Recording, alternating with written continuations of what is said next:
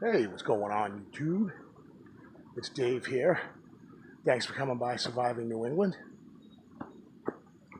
Today's subject is Hurricane Florence, a fantastic example of being prepared for something like a storm. I've spoke of before on other videos about a grid down scenario where you have no power, a monetary collapse where the system just collapses and your money's no good, right? Crazy things, nuclear war, even though I've never brought up nuclear war, but I'm saying, a situation where there's martial law, stuff like that. And are you ready? Do you have food and water and stuff like that to survive a short term, a couple weeks or a month, 2 months? This Hurricane Florence is an incredibly great example of being prepared. And why would you be prepared?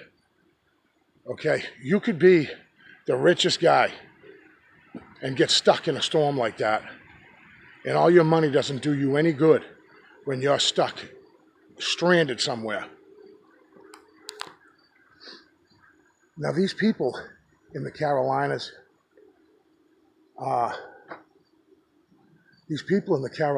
in Virginia, they had the luxury of forewarning.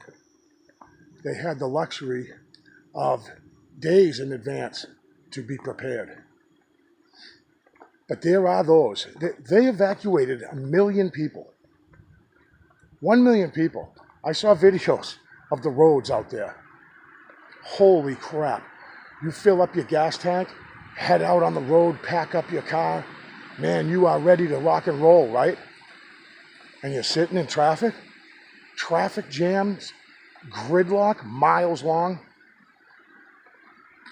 There are those that weren't that fortunate, that don't have the ability to pick up and go. Maybe people that don't have a vehicle, right? People that don't have the option, that don't have a family where they can go and stay with relatives or friends. Most people like myself, their family and friends live right in their general vicinity, wherever they live.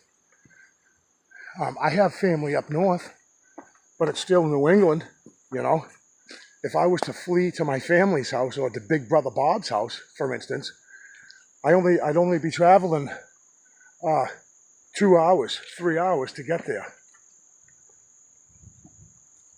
And right now I'm out hiking in a local state forest in my area, and we're getting the leftovers of Florence right now. And it hasn't quite hit us. We're supposed to get some severe weather today, possibly 6 inches of rain, which is nothing, and I understand that compared to what you guys out in the Carolinas are getting whacked with or did get hit with. 20, 30 inches of rain. But, big spider on my arm. But, what about the people that weren't ready? What if you lived out there, right? And you're prepared. And you know it's coming. You've got your candles out. If you're lucky, you've got a generator. You don't have to have a generator. But if you're lucky, you've got food stored up, water stored up, water filters stored up. In a flood situation, the water filter is a tough call. I can only imagine what's floating around in the water out there in the Carolinas and Virginia right now. So that's a great example of storing water. Water can be tricky as far as shelf life goes, but if you keep it out of the sun, anyways, I'm going way off topic. Are you prepared, guys, for something like that? Are you prepared to hunker down and bug in? He's talking about bugging in now. And stay in your home. There are 500,000 people right now without electricity, or businesses and homes without electricity. That was yesterday. Today's Tuesday. I don't know who's got the power back on in that area, but you're talking possibly weeks without electricity. weeks without your refrigerator. If you have an electric stove, weeks without your stove. I don't know how that works with gas. If you've got 4 feet of water in your basement, or I don't know if with their slab homes out in the Carolinas or not. Are you ready? Would you be ready? It's a scary thought, but it's a true thing. It's happening right now as I make this video. There are people that have no electricity, and I pray to God that they've got food and water. And people are great in times of disaster like that. People can be very, very helpful. I took the wrong path. People can be very, very helpful in times of need. And it's funny as a society how evil we can be to each other. But in times of an emergency like a hurricane like that, people can come together, and in general, people are good people. But if you don't have water and you don't have food, picture yourself in the Carolinas right now. There's no stores open. If they're even, you might have looting, people looking to steal what you've got.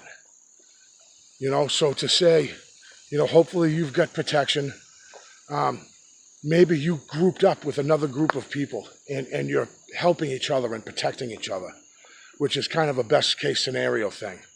But Hurricane Florence, an incredible example of why you prepare in the first place. Rather have these items and never need them. Rather have it and not need it than need it desperately and not have it. In a life-changing situation such as this was billed to be a once-in-a-lifetime storm. And I don't think it panned out that way, but the flooding, you can't understate the devastation that water can do to a community, or just in general, to anything. Water just destroys everything. There's going to be millions and millions of dollars of damage in this place. And I hope and pray that everybody out there is staying as safe as they possibly can. And I pray for them. But mostly, I make this video because I want people to be prepared. I want people to be prepared so you can fend for yourself. So you don't have to rely on anybody else. You don't have to hope that somebody will come in a military Humvee and bring you a bottle of water. You don't have to hope your children can eat. Because you know what you did? You prepared. And you have freeze-dried foods, canned hams, canned foods, Spam, tomato soup. You've got little gas stoves and little pocket stoves. You can cook and boil water. And you don't need to rely on someone else to save you. That's the point of my channel in general.